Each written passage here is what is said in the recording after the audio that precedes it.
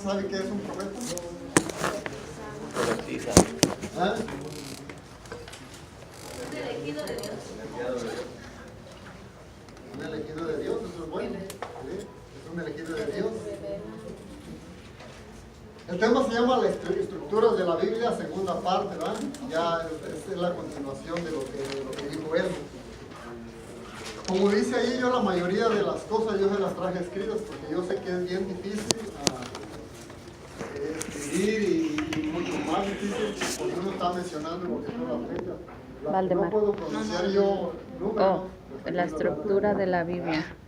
Estructuras de la Biblia, segunda parte. Ya sabemos que los libros proféticos, como dice ahí, son géneros ardientes. Es un género de libros ardientes que buscan porque ese pueblo de Israel haga lo correcto. Que ese pueblo de Israel no se desvíe. El pueblo de Israel muchísimas veces fue encontrado con las manos en la masa, en su pecado. Amén, haciendo lo que no era bien visto a los ojos de Dios. Y los profetas eso es lo que hacen en la escritura. Este es el trabajo de un profeta. De un profeta es atraer, llamar a todos esos que se están desviando del camino de Dios. ¿Verdad? Por eso dice ahí, son los que mantienen la fidelidad a la alianza, los creadores de la esperanza en el futuro, los que están tratando de que este pueblo pues tenga esperanza, ¿va? Dice, los profetas poseen cualidades de intercesor por el pueblo ante Dios y a su vez el mensaje son mensajeros de su palabra, ¿va? So, el profeta es el que trae el mensaje de la palabra de Dios a ese pueblo que se ha desviado, ¿verdad? Y el primer profeta, ¿sí que saben cuál es el primer profeta que encontramos en la Biblia? Moisés. El primer profeta, Isaías.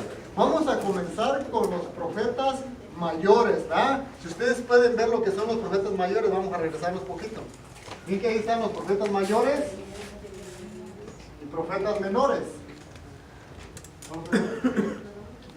Profetas mayores y profetas menores. Allá abajo lo tienen, ¿eh? Mayores y menores. ¿Por qué son profetas mayores y profetas menores? No quiere decir que son menores porque son menos importantes. Profetas mayores son porque sus libros son más amplios, más grandes, más capítulos. Y los profetas menores son libros más pequeños. Por eso es que son profetas mayores y profetas menores. Por eso es que se pueden llamar de esa forma. ¿Verdad? ¿Quién escribió el libro de Isaías? Lo escribió Isaías. El mismo Isaías fue el escritor. Hacia el año ¿qué? 727, y se acuerdan que Abadá le decía que es tiempo regresivo, no hacia adelante, sino hacia atrás. En el 727 al 698 antes de Cristo, y fue escrito en Israel. Isaías es un libro, es el libro más grande que tiene la Biblia. Fíjense, Isaías, yo les compartía con la comunidad hace 15 días, creo que no me recuerdo, o hace 8 días, 15 días. Isaías muchísimos lo mencionan como el quinto evangelio. ¿Saben por qué? Isaías muchos lo mencionan como el quinto evangelio porque Isaías es el que nos muestra a Jesús también. Habla sobre Jesús. Claro, fue 700 años antes de que Jesús naciera, pero nos describe a un Jesús, igual como nos lo describen los evangelios. Por eso muchos dicen que el libro de Isaías es el quinto evangelio. Lo menciona como el quinto evangelio porque nos muestra a Jesús de esa manera, ¿va? ¿Cuál es el trasfondo histórico del libro de Isaías? Este libro fue escrito en una época pero muy difícil, muy agitada. Muy agitada, ¿por qué? porque fue escrito cuando hubo, no sé si usted ha escuchado de cuando hubo cuando se dividieron las tribus. ¿Sí han escuchado eso? Sí. Pues Isaías escribió en esa época, fue cuando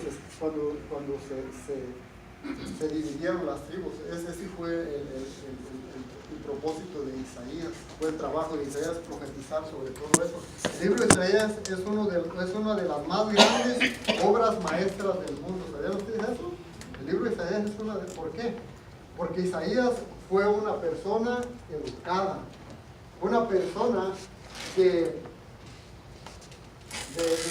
pertenecía a la familia real. Era una persona que había dinero y era una persona con dinero, una persona bien estudiada.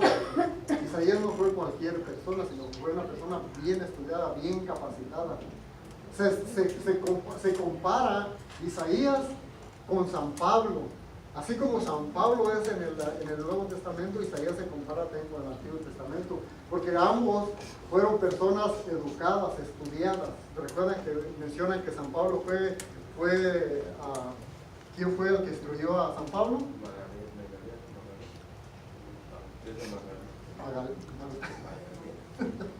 Sí, Isaías también fue una persona muy educada, igual que San Pablo, y también muy dinero, también existía ahí con San Pablo.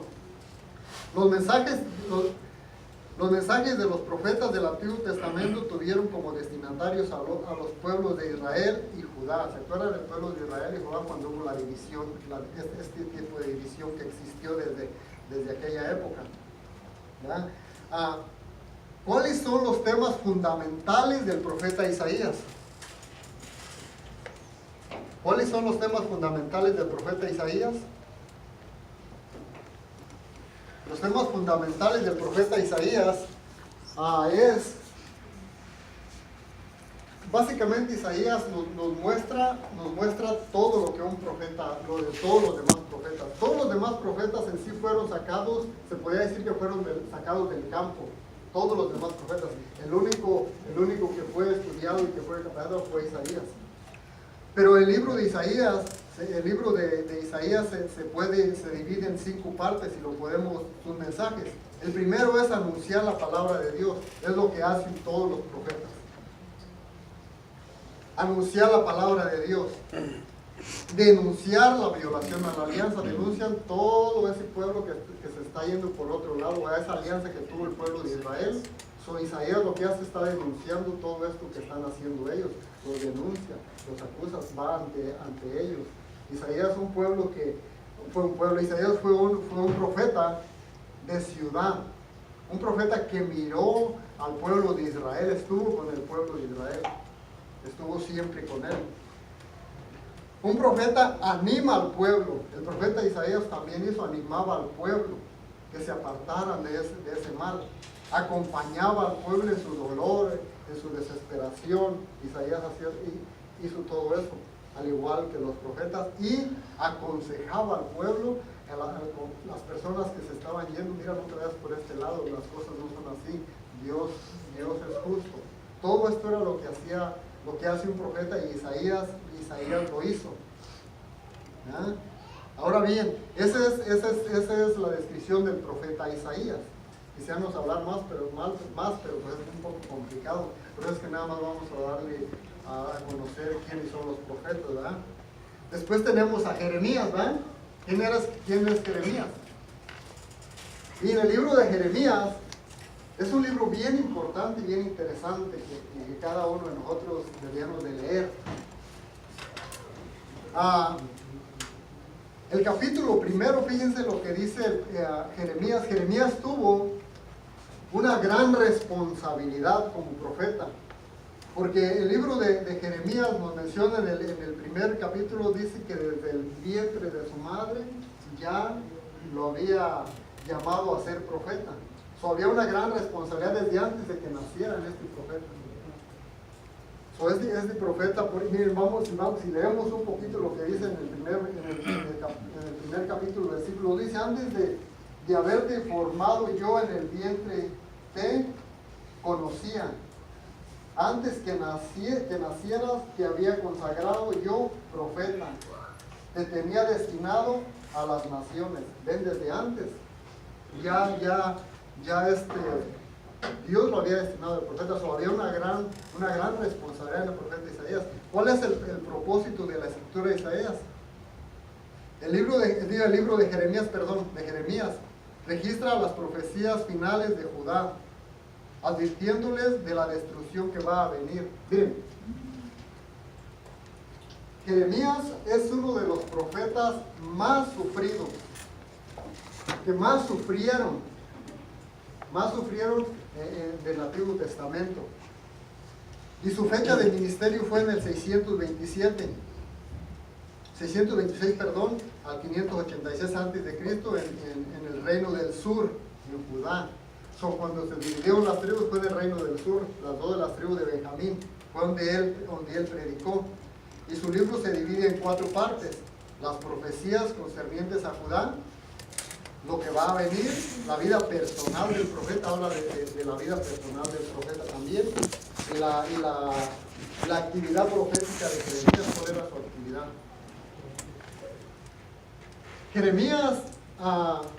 El profeta Jeremías profetizó 40 años, pero jamás conoció a un convertido. Nadie fue a Jeremías a decirle que por sus profecías él había cambiado su corazón. Jeremías no miró a ningún convertido. Sin embargo, sufrió muchísimo Jeremías, muchísimo sufrió. Jeremías lo conocemos más, se conoce más, es más conocido que todos los demás profetas, porque se conoce por el profeta llorón. Se considera como el profeta llorón. Pero ¿por qué Jeremías lloraba? Jeremías lloraba porque el mismo mensaje de Dios dolía en su propio corazón, en su interior. Por eso Jeremías era llorón. A Jeremías lo juzgaban loco, así como veis a nosotros. A Jeremías lo juzgaban loco. Jeremías, su predicación, para que el pueblo entendiera, les voy a dar algo. Jeremías una vez se aparece en el templo y va donde el pueblo y llega con un yugo. Eso era como él predicaba, como él decía. Eso que le ponen a los bueyes. Llegó con él y le decían: ¿y este loco qué? ¿Qué trae? Pero él les profetizaba que así los iban a llevar. Los iban a llevar al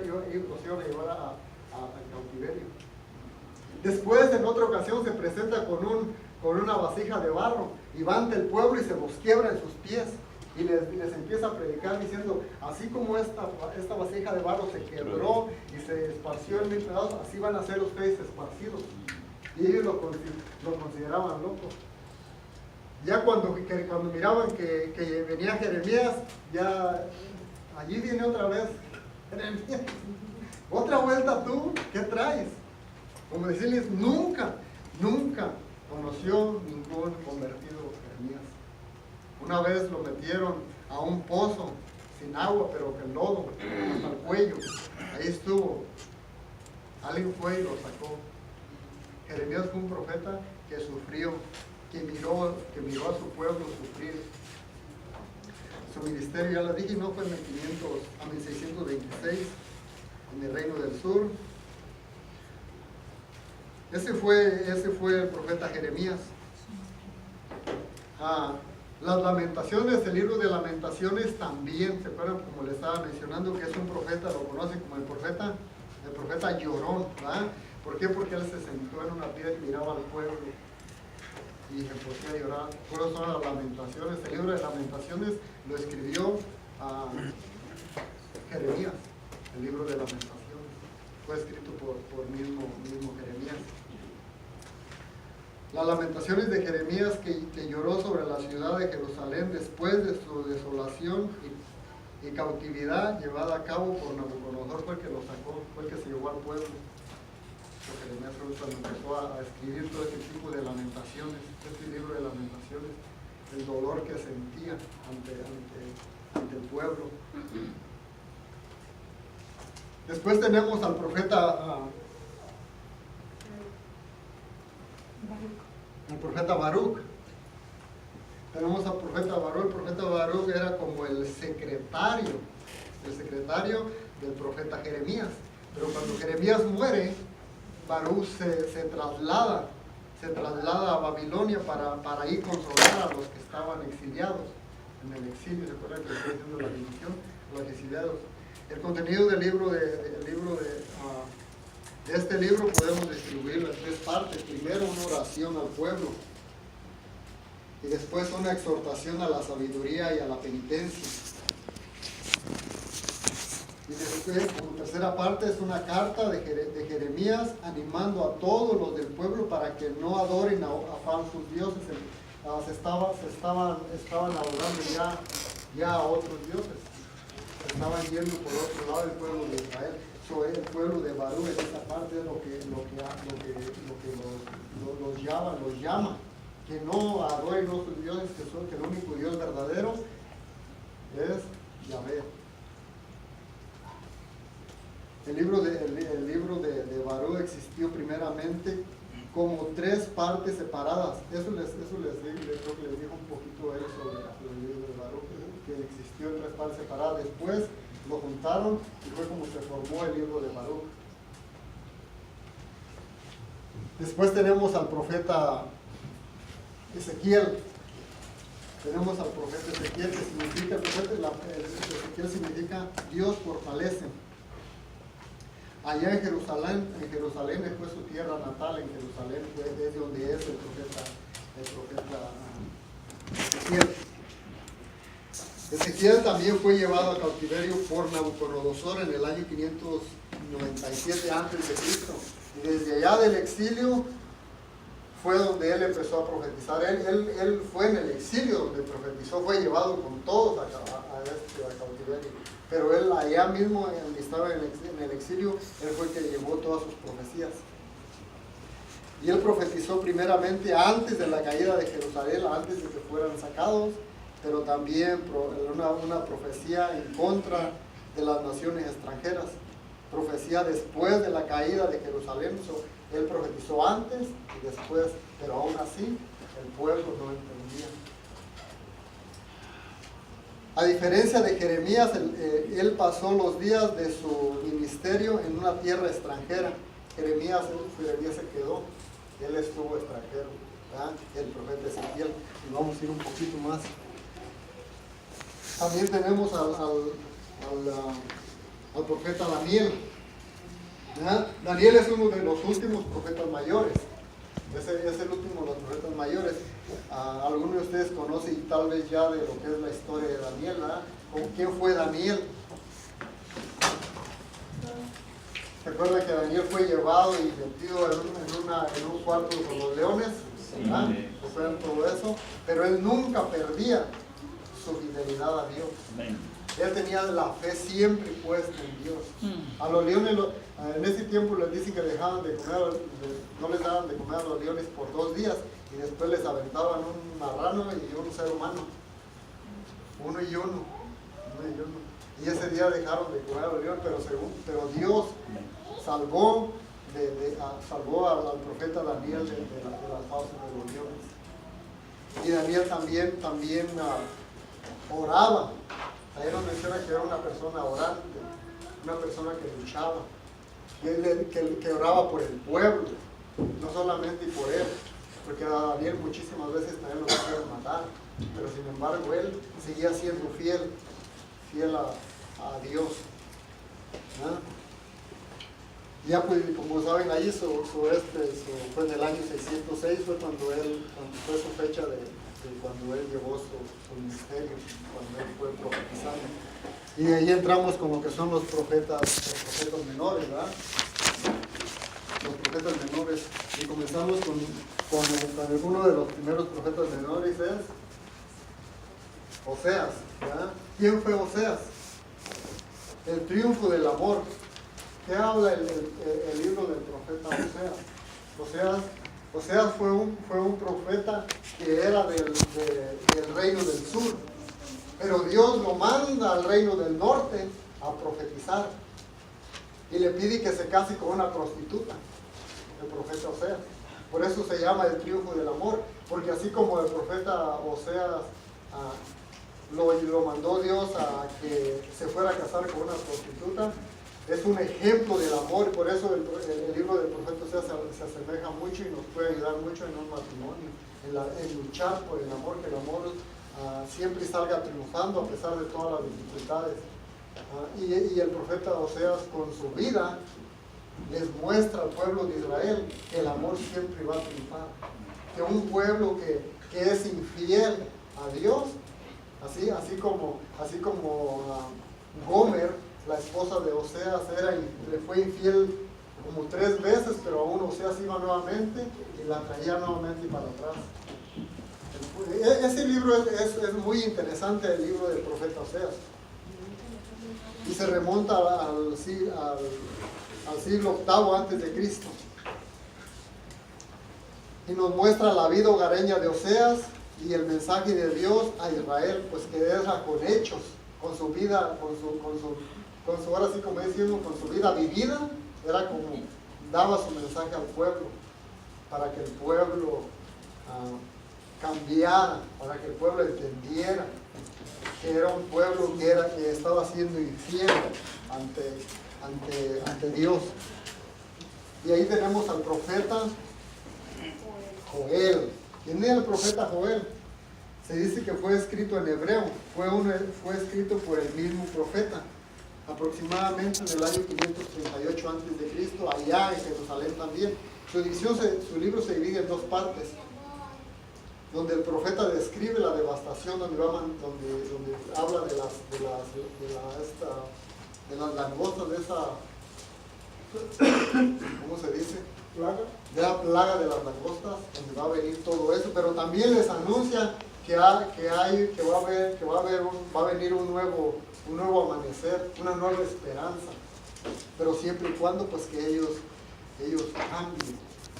Todo esto es lo que el profeta Joel nos habla en su libro.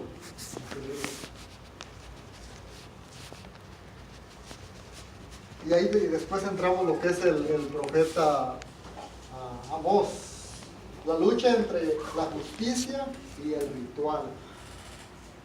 Joel profetiza mucho esto, lo que es la justicia y el ritual, que debemos de ser justos.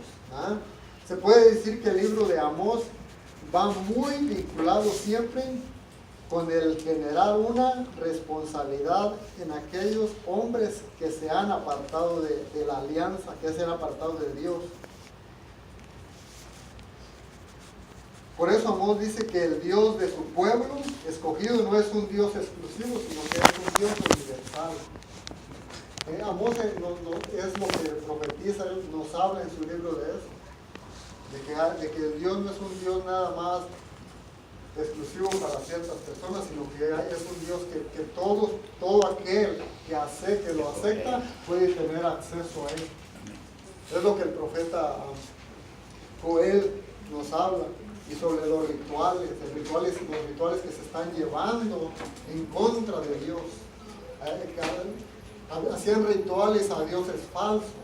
Entonces, por eso que el profeta Joel profetiza que todo eso se tiene que terminar, se tiene que acabar. Eso es lo que nos dice el profeta Joel. Y ahí sigue el profeta Abdías. El profeta Abdías, la tragedia del odio entre hermanos. El nombre significa siervo de Dios. El nombre del profeta Abdías. Su fecha de su ministerio fue en el 586 a.C. Aunque hay opciones que lo ubican en el reinado de Joram, en el año 847. Y eso podemos, unos versículos claves ahí yo los puse, es el 10 y el 21, donde nos habla de los temas principales de lo que este profeta hizo cuando estuvo profetizando, mientras que estuvo como profeta. habla de la restauración del reino, de que tenemos que restaurar el reino que se ha caído. Este es un libro muy importante y es un libro bien pequeño, muy pequeñito, que en una sentada ustedes lo leen ahí, rapidito, en un parpadear de ojos, ¿no?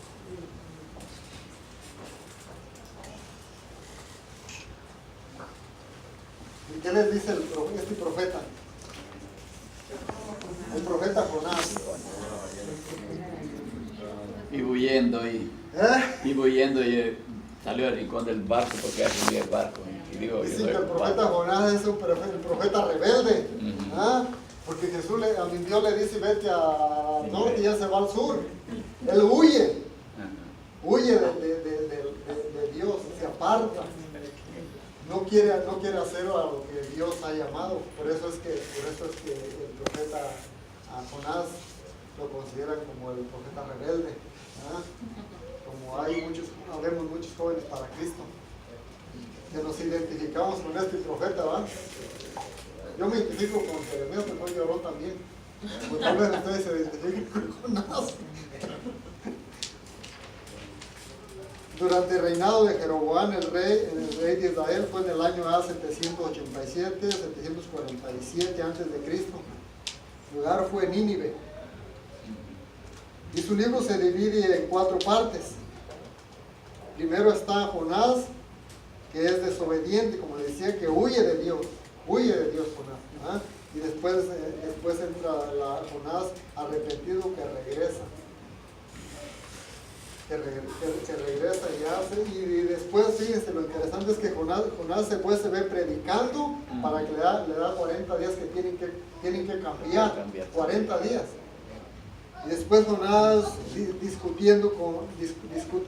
disgustado y se discute con Dios, porque dice, ya sabía que si yo iba y predicaba, tú ibas a ser un Dios amoroso y te ibas a apiadar de ellos.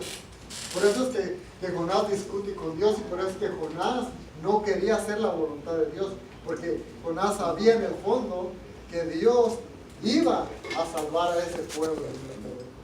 En su libro dice, ves, te dije, por eso es que yo no quería ir, porque sabía que tú eres un Dios misericordioso y vas a tener misericordia de ellos. Pero fue un profeta que sí tuvo éxito, cambió el pueblo. ¿Cómo? Digo, si no se la come la ballena, Bueno, la Biblia no habla de ninguna ballena, ¿eh? Nosotros ya la ponemos ahí. La Biblia no dice ballena. En unas versiones dice cetáceo, un pez grande, pero no menciona. Pero sí fue Dios quien... ¿Cómo? Nuestro Padre Dios del cielo, cuando da una orden, es que la da. Y nadie le va a decir no. Dios pone las formas, Dios actúa en la naturaleza para llevarnos por el lugar que Él quiere. Aunque nosotros como humanos agarramos otros caminos, ¿verdad? Que no son muy buenos, pero Dios siempre va a ir a regresarnos al camino correcto. Así le pasó a Jonás. Aunque él huía, Dios creó una marea, Dios un aire para poderlo traer de nuevo al camino que se había salido, ¿verdad? Miqueas, el autor del libro de Miqueas fue el mismo Miqueas. El libro de Miqueas fue escrito probablemente en el 735 al 700 antes de Cristo. El mensaje del libro de Miqueas es una compleja mezcla de juicio y esperanza. Eso es muy importante. Por una parte las profecías anunciadas a un juicio sobre Israel por la maldad social, el liderazgo corrupto y la idolatría. Este libro es muy aplicable hoy en día porque hoy existe así, no solamente mucho liderazgo político muy corrupto. Y básicamente es lo que hace el profeta Miqueas. Él habla sobre todo esto que se ha hecho, que el pueblo de Israel ha hecho, esa maldad social. Lo habla, predice sobre todo esto. Por otra parte, el libro proclama no solo la restauración de la nación, sino la transformación y exaltación del pueblo de Israel, Jerusalén. Sin embargo, los mensajes de esperanza y condenación no son necesariamente contradictorios, puesto que la restauración y la transformación tienen lugar solo después del juicio. Tiene que haber un juicio para que haya una restauración. Siempre va a venir después.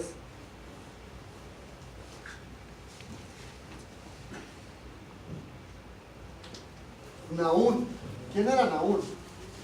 Su nombre dice el Consolador. Significa el Consolador. Su ministerio también fue allá en Jerusalén, en el año 663 antes de Cristo al 612, ¿verdad? En Judá.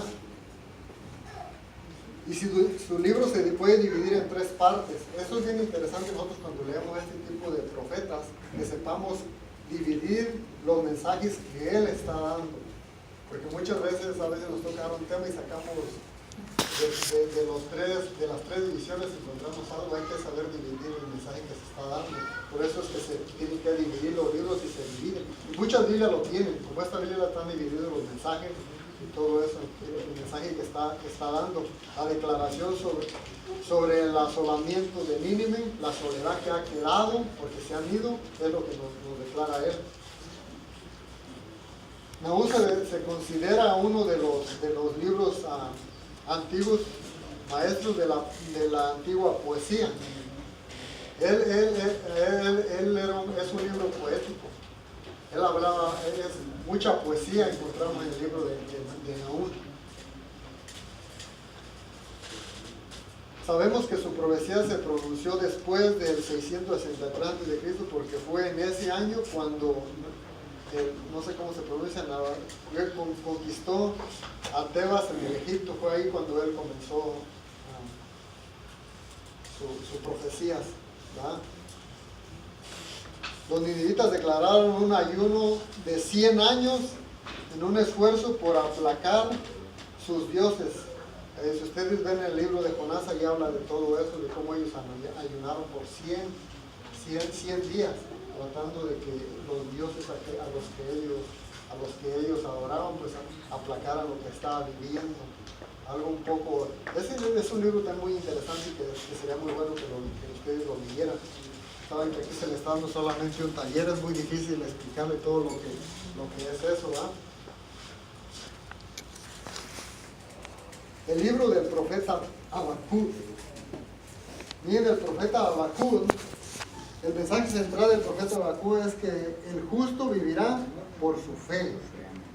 Cuando somos justos siempre vivirá. El libro del profeta Habacuc es interesante como él comienza. Yo cuando empecé a leer, cuando leí esta parte de este libro, es interesante porque miren lo que él dice allí, en su principio. Dice Habacuc, pareciera como que usted estuviera leyendo un periódico de noticias. Dice el profeta Habacuc en el capítulo 1, versículo, dice: ¿hasta cuándo, Yahvé, pediré auxilio sin que tú escuches?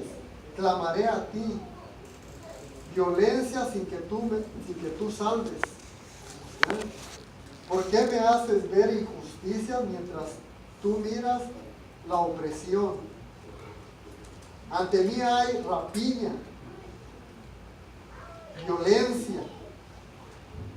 Se suscitan aquellas discordias. Como habla mucho de violencia, discordias, injusticia, ¿verdad? El profeta, el mensaje de él es esto, es básicamente basado en eso, en la injusticia. Por eso es que el libro se divide en 2 partes, porque la primera parte puede considerarse como un diálogo entre Dios. Ahí está, en lo que le estoy leyendo yo, está dialogando con Dios, está hablando con Dios, hablando de por qué le permite ver toda esa injusticia, todo ese mal que está. En este caso, si hubiera sido Jeremías, yo hubiera estado llorando, ¿eh? Porque ve la maldad que existe. Pero después nos habla de un mensaje religioso muy importante de Habacuc, que es el que él quiere transmitir a todas las naciones. Y vea, este libro también nada más tiene 2 hojitas. Es un libro bien pequeño, pero bien centrado en lo que él quiere, el diálogo con Dios, todo lo que él le muestra a Dios, el profeta Habacuc. Ya vamos a terminar casi. El profeta Sofonías.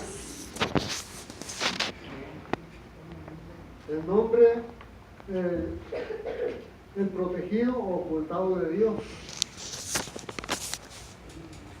Su división lo podemos encontrar en 3 partes. Primero habla de un castigo de Judá, que Jehová va a ser castigado. El castigo y después castiga la castigación sobre las naciones extranjeras, no solamente a Judá, sino a otras naciones. También profetiza sobre otros pueblos, otras naciones. Y después la salvación de los que se quedaron. Sofonías les hace saber que todo aquel pueblo que se quedó, todo ese grupo, van a ser salvados. El profeta Sofonías les da un mensaje de esperanza a los que se quedaron, a los que no se corrompieron. Es lo que hace el profeta Sofonías. Es el mensaje central básicamente del profeta Sofonías.